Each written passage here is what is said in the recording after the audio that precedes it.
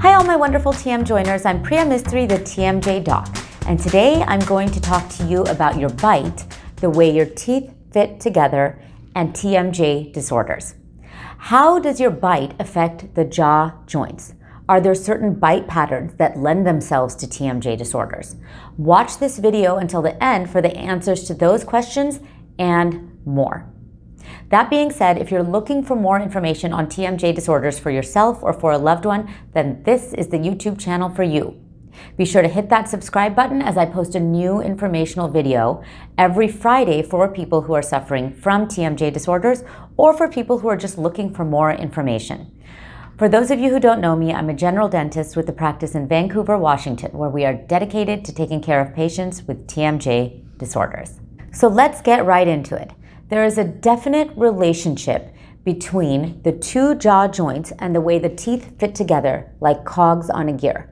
My mentor, Dr. Arthur Parker, always referred to this as a tripod-like relationship, with the two joints being two legs of the tripod, and with the bite, the way the teeth fit together being that third leg of the tripod. So what happens when you cut off one leg of a tripod? The whole system will go out of balance. So same thing here.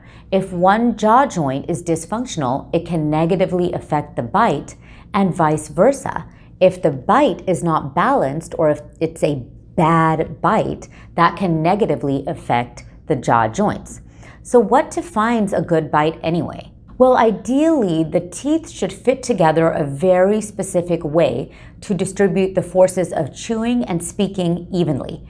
These images show a well-balanced bite, and when the bite looks this way, we typically find that the muscles of the head, neck, and jaw, and the jaw joints are also in a favorable, healthy, and functional position. This favorable position for the muscles and for the joints then lowers the risk of having TMJ problems. So that begs the question, which bite patterns increase the risk of having TMJ problems? There are definitely certain bite patterns that I see over and over again in my patients, with one of these being a deep bite. A deep bite is when the front top teeth overlap the front bottom teeth much more than ideal, with ideal being about 1 to 2 millimeters. With a deep bite, the whole jawbone is actually held further back than ideal every single time that the teeth come together. Our teeth come together 1,000 times a day just with swallowing. Throw in chewing, clenching, grinding. Many of us have our teeth together a lot of the time.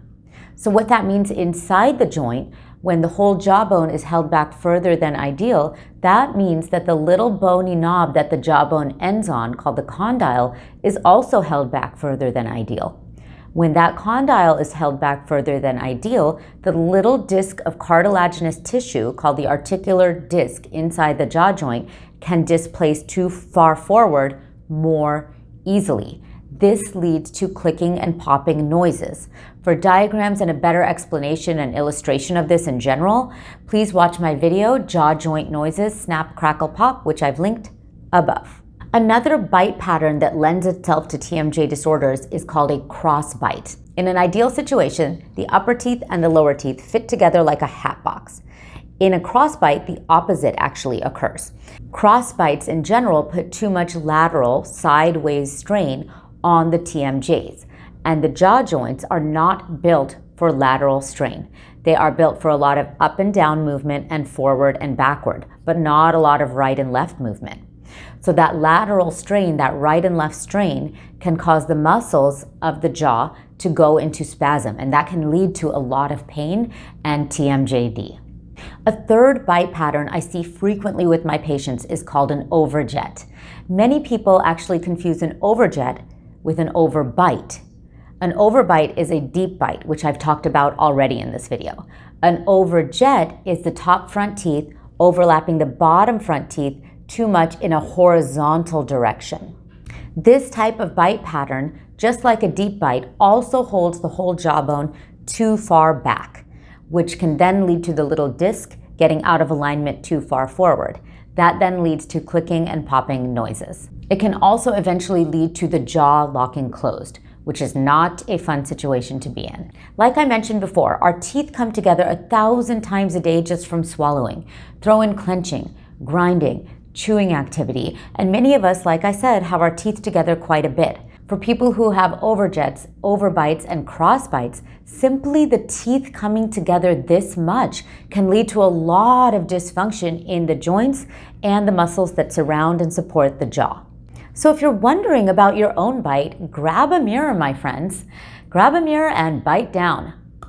Then pull your lips back with your fingers or your facial muscles and take a good look. Do you see your top front teeth overlapping your bottom front teeth excessively, either in the vertical dimension or the horizontal dimension? Do you see your bottom teeth overlapping your top teeth in the front or the back? That could be a crossbite. All of these bite patterns lend themselves to TMJ disorders. If you have further questions about your specific bite, I would definitely encourage you to talk to your dentist. So that's really it, my friends. I hope that you like what you heard, you learned something new, and if so, please click like below, subscribe to my channel, do all the things. The more you subscribe, the more you share, the more these videos are pushed out into the interwebs to potentially help more people, because that's really the only goal of this channel. As always, questions and comments are welcome. Tell me below in the comment section if you can relate to anything in this video, if you learned anything new about your own bite. I'd love to hear from you. And remember, my friends, you can never have TMI about TMJ. Thank you.